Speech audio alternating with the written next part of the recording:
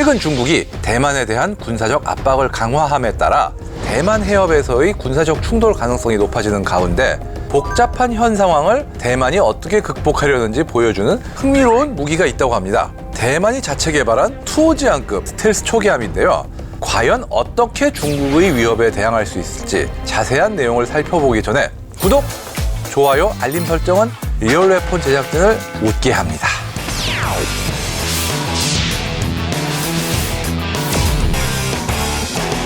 대만은 원래 미 해군으로부터 중고 함정을 인수해서 해군 전력을 꾸려왔습니다. 중고 함정들이니만큼 당연히 연식도 오래됐지만 그럼에도 2000년대 초반까지는 중국 해군보다는 질적으로 앞서 있다는 평가를 받았거든요. 그런데 지난번 푸젠함 때도 언급했듯 2000년대부터 중국 해군이 정말 어마어마한 속도로 현대화되면서 비약적인 발전을 이루게 되었고 그로 인해 상황은 금세 역전돼 버렸습니다. 대만의 질적 우세는 완전히 깎여나갔고 설상가상으로 미국제 중고함정들도 노후화로 인한 문제가 대두되면서 대만 해군력 전반에 아주 비상이 걸리고 만 겁니다.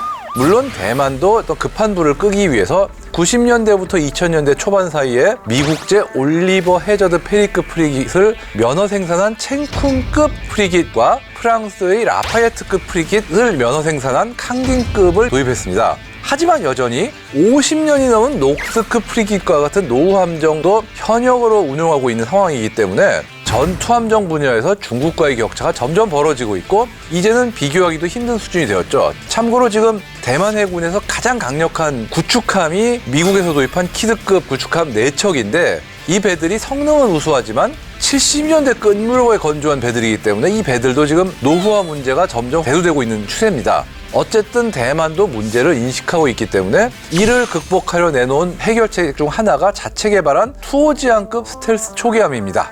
대만이 개발한 투오지안급의 제원은 어떻게 되나요? 초기함이라고 부르지만 상당히 작아요. 만재 배수량이 약 732톤. 우리나라의 윤영하급보다는 조금 더 큰 사이즈. 어떻게 보면 유도탄 고속함이라고 불러도 되지 않을까 싶은 그런 함정인데요.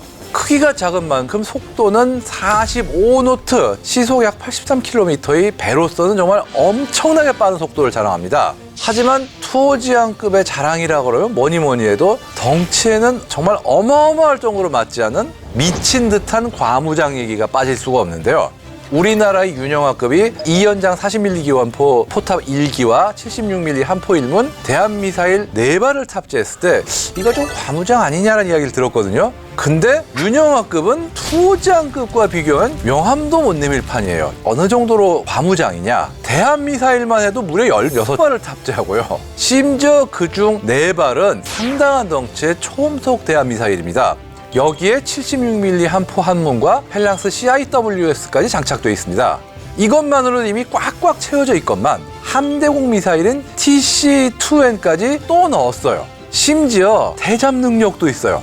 대잠 어뢰까지 갖추고 있습니다. 정말 작은 덩치 안에 넣고 떠넣고 또 넣고 구겨 넣어서 그냥 미어 터지지 않을까 우려될 것 같은 꽉꽉꽉꽉 과무장 그런 셈인데 한 가지 아이러니한 건 무장은 저렇게 짱짱한 데 비해서 작전 지속 시간은 그렇게 오래되지 않을까 보여지거든요.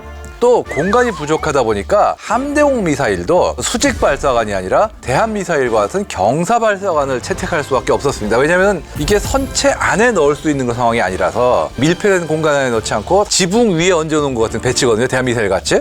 게다가 유사시 위협이 발생하는 방향에 따라서 대처가 민첩하지 못할 가능성도 있어 보이거든요. 왜냐하면 수직 발사가 아니라 경사 발사가 딱 한쪽에 치우쳐서 발사되기 때문에 필요에 따라서는 위협 방향에 따라서 선체를 돌려야지 함대공 미사일을 쏠 수 있지 않아요. 이런 가능성도 없지 않아요.